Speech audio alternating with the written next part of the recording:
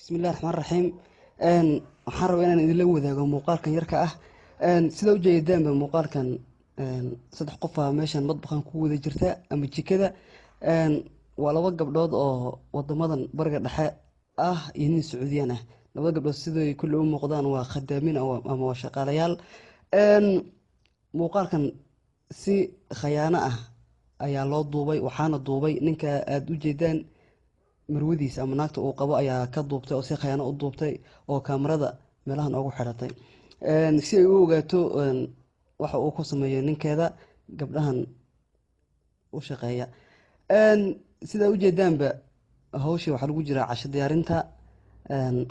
Hadba dhinac u socotaa gabadhaasi aad aragtaan. Cashada waa la diyaarinayaa.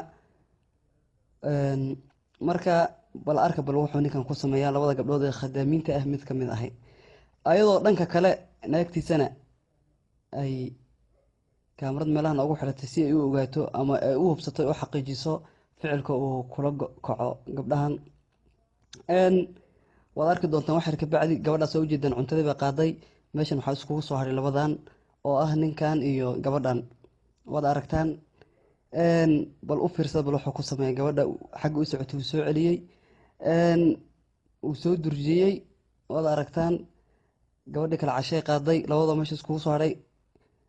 kaamaradiina kama zuulin inay duubto, naagtiisiina kama zuulin inay sugto wuxuu ku sameynayo. bal eega ana aamusa bal waxyar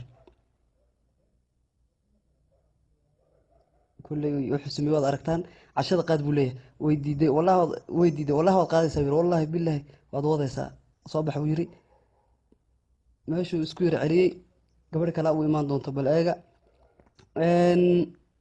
way imaatay, way yara fahansantay tan xitaa aan u maleynayaa ma ogi, ayada qaadi doontaa mar labaad. bal wuxuu uu ku sameeyay gabadha bal aynu wada daawano.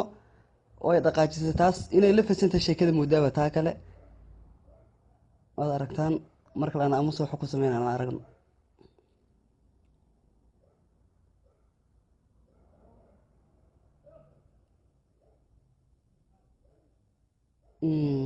kulli waad aragtaan. waad aragtaan hawsha.